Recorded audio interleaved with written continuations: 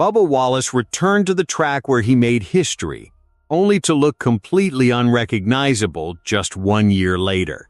That's exactly what happened at Indianapolis. 12 months after celebrating one of the biggest victories of his career at the Brickyard 400, Wallace came back hoping to defend that crown. Instead, he spent almost the entire race trapped in traffic while another 2311 racing driver celebrated in victory lane. So what went wrong? And does this difficult weekend reveal a much bigger problem inside 2311 racing?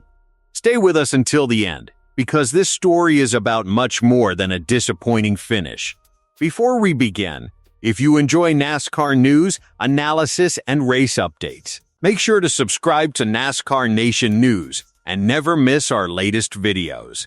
Bubba Wallace arrived at Indianapolis carrying very different expectations than most of the field. As the defending Brickyard 400 winner, he already knew what it takes to win at one of NASCAR's most prestigious races. Last year's emotional victory was a milestone not only for Wallace but also for 2311 racing, proving the team could compete on one of the sport's biggest stages. But this year's weekend never really got going. The first warning sign came during practice when Wallace hit the outside wall early in the session. The damage wasn't race-ending, but it disrupted valuable preparation before qualifying. Then qualifying created an even bigger challenge. Wallace could only manage 29th on the starting grid. At Indianapolis, where passing has become increasingly difficult, starting that deep in the field immediately put him on the back foot. Unfortunately, race day didn't offer many opportunities to recover. Instead of charging through the field, Wallace remained buried in traffic for most of the afternoon. There was also frustration on pit road when he made contact with members of his own pit crew during a stop. Thankfully, nobody was seriously injured, but it added to an already difficult day. When the checkered flag finally fell, Wallace crossed the line in 28th place. After starting 29th, he had gained only one position all race. For a defending Brickyard winner, it was a result very few expected. What made the afternoon even tougher was what happened on the other side of the 2311 racing garage.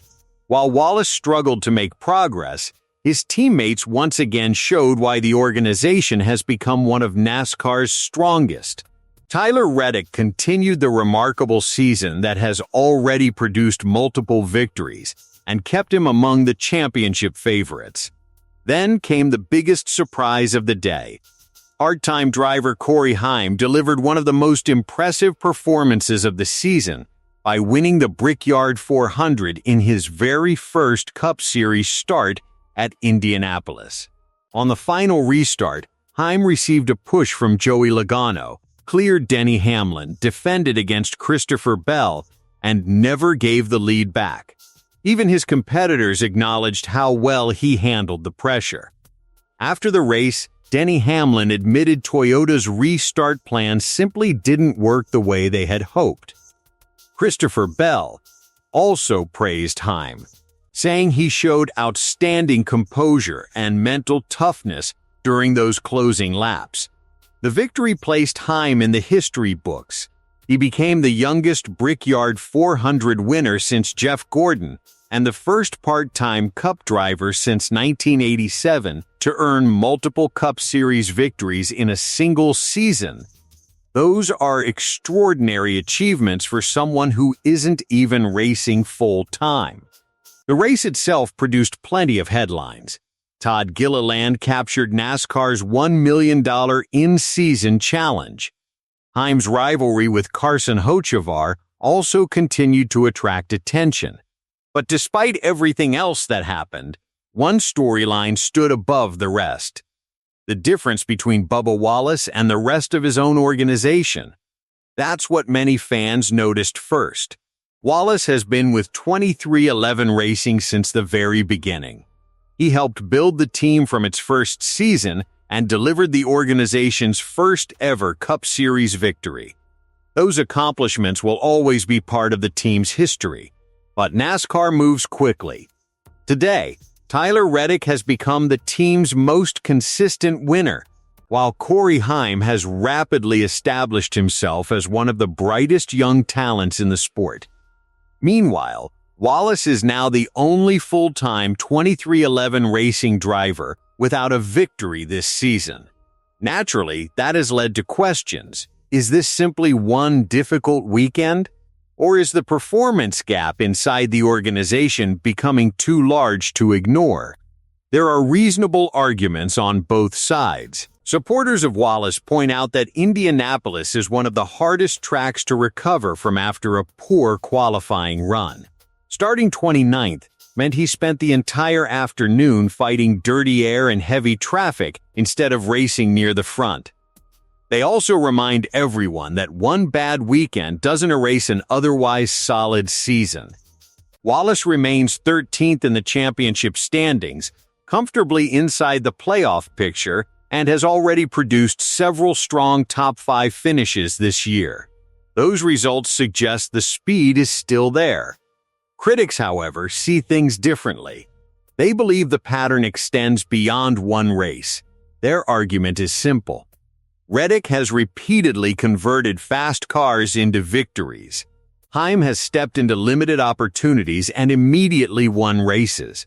Wallace, meanwhile, has often found himself leaving good weekends without the results to match. That debate has fueled another claim circulating among fans that Wallace receives inferior equipment compared with his teammates. But there is no evidence to support that idea. 23XI Racing has never suggested Wallace is given lesser cars, and there is nothing factual indicating different equipment. At this stage, that remains fan speculation rather than reality. One thing that is real is the competition waiting ahead. Next season, Cory Heim is expected to join 23XI Racing full-time in the number 35 Toyota. Denny Hamlin has already described Heim as a generational talent, showing just how highly the organization rates him. Interestingly, Wallace hasn't resisted that arrival. Instead, he has publicly welcomed Heim and spoken positively about his future with the team. Wallace is also expected to remain in the number 23 car, so there is no indication that his seat is in danger. But expectations inside the organization are only going to rise.